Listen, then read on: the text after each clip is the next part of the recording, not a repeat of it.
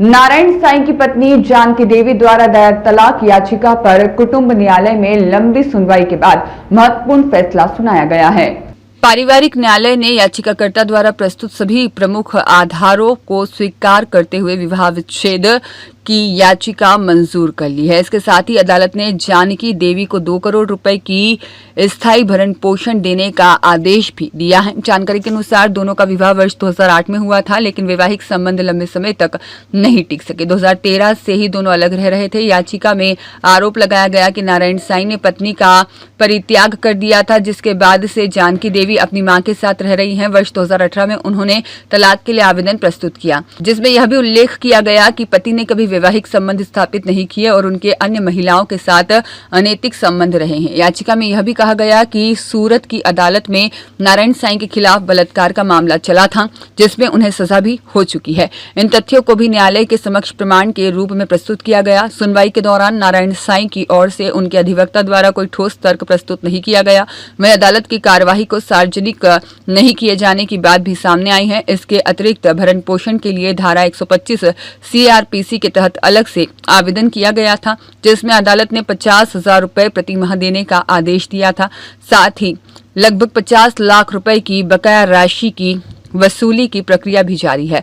अधिवक्ता अनुराग चंद्र गोयल के अनुसार संपत्ति का पूरा ब्यौरा कलेक्टर को सौंपा गया है और सत्यापन की प्रक्रिया जारी है। हालांकि अभी तक रिपोर्ट प्राप्त नहीं हुई है। आदेश की विस्तृत प्रति का अध्ययन करने के बाद आगे उच्च न्यायालय में जाने पर निर्णय लिया जाएगा।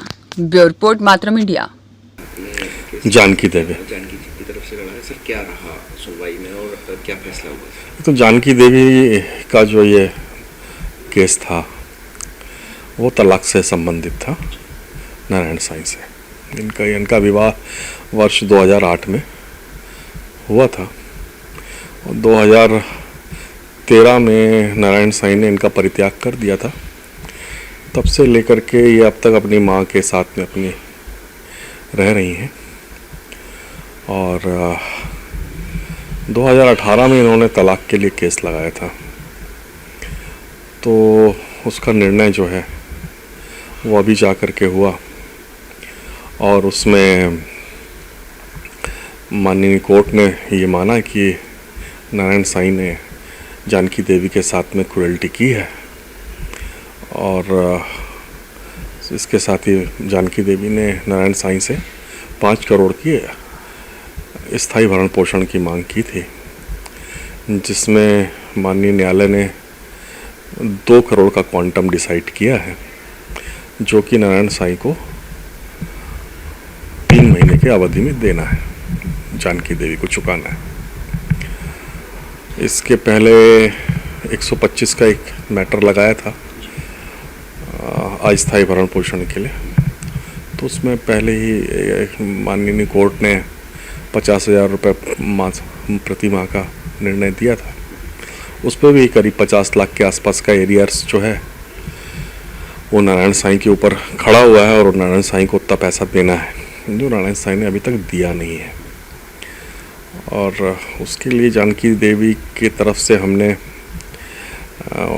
माननीय न्यायालय में नारायण साईं की प्रॉपर्टीज़ के बारे में खुलासा किया था, जिसकी तस्दीक के लिए माननीय न्यायालय ने माननीय कलेक्टर साहब को तस्दीक करने के लिए प्रॉपर्टी के वेयर अबाउट्स जानने के लिए भेजा था। उसकी रिपोर्ट जो है अभी पटवारी रिपोर्ट अभी तक ना तहसीलदार रिपोर्ट अभी तक पटल पे आई नहीं है। अब चूँकि ये निर्णय पेंडिंग था, अब ये निर्णय हो गया है, तो 125(3) CRPC की जो प्रक्रिया बची हुई है उसकी तरफ हम लोग ध्यान देंगे। पिछले दिनों नारायण साईं इंदौर कोर्ट पेशी पर भी आए थे, क्या उन्होंने पत्नी से कोई बातचीत की थी उस दौरान? नहीं, पत्नी से तो नारायण साईं की बात तब से हो रही है जब इसके भी पहले एक बार जब आए थे। उस वक्त जानकी देवी का प्रतिप्रेक्षण होना था, उनके बयान दर्ज होकर के, तो उस दिन से ही बात चल रही है। और हर बार जानकी देवी का तो इनसे ये भी कहना था कि आपके साथ में रह करके मतलब मेरे को जीवन में कुछ हासिल हुआ नहीं और जो था वो भी चला गया। तो आप मेरे को अगर मेरे रहने खाने की व्यवस्था कर देते हो और मुझे सिक्योर कर देते हो, एक मुश्त अगर मुझे 5 करोड़ रुपए आप दे देते हो, 5 करोड़ रुपए नहीं देते हो, 5 करोड़ की संपत्ति मेरा नाम लिख देते हो, तो फिर मैं जैसा आप बोलोगे वैसा करूँगी। उस पर भी नारायण साईं ने कोई ध्यान दिया नहीं। इनकी काफ़ी बातें हुई, कई मरतबा बातें हुई, फ़ोन पे बातें हुई, लेकिन नारायण साईं का कहना ये था कि इतना पैसा हम नहीं देंगे, हमारे पास है ही नहीं। जबकि सूरत कोर्ट में EOW ने इनकी 5,000 करोड़ की संपत्ति है ऐसा खुलासा किया था और उसकी पूरी लिस्ट जो थी वो जमा की थी माननीय कोर्ट के समक्ष में। वो सब संपत्तियां हमने बताई और इनका जो जानकी देवी ने हमको इनके इनकम टैक्स के कागजात जो थे वो जो उपलब्ध कराए थे, उसमें भी प्रॉपर्टियों का खुलासा था, वो सब हमने कोर्ट के सामने रखा। सर इस दौरान बीच में बातचीत के दौरान क्या कोई धमकियां दी गई जानकी देवी को, किसी तरह से कोई टॉर्चर करने का प्रयास किया गया? नहीं, ऐसा तो कुछ नहीं हुआ। अब सर अगर ये नारायण साईं की तरफ से तो क्या जो इनकी संपत्ति की जो जानकारियां आपने दी हैं वो क्या कोर्ट अब जानकी देवी के नाम करवाएगी? देखिए, उसके लिए एक पूरा प्रोसीजर है। अभी तो ये 3 महीने में डिफ़ॉल्टर हो जाए पहला, और अगर ये डिफ़ॉल्टर हो जाते हैं तो उसके बाद में हम जो है वसूली का प्रकरण लगाएंगे, जिसको हम बजावरी बोलते हैं। तो एग्जीक्यूशन जब फाइल करेंगे तो एग्जीक्यूशन में हमारा इसी बात पे जोर रहेगा कि इनकी जो संपत्तियां हैं उसकी कुर्की हो, और कुर्की करके नीलामी हो, जो नीलामी से पैसा आए उसकी भरपाई हो।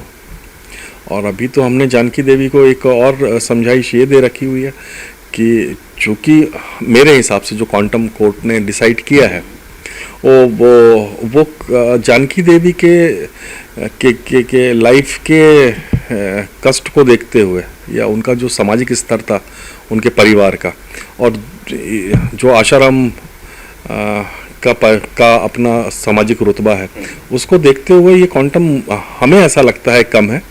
और इसको अगर हम माननीय उच्च न्यायालय के सामने अगर इसकी फरियाद रखेंगे तो मुझे ऐसा लगता है कि इसमें ज़्यादा इन्हांसमेंट मिलने की उम्मीद है।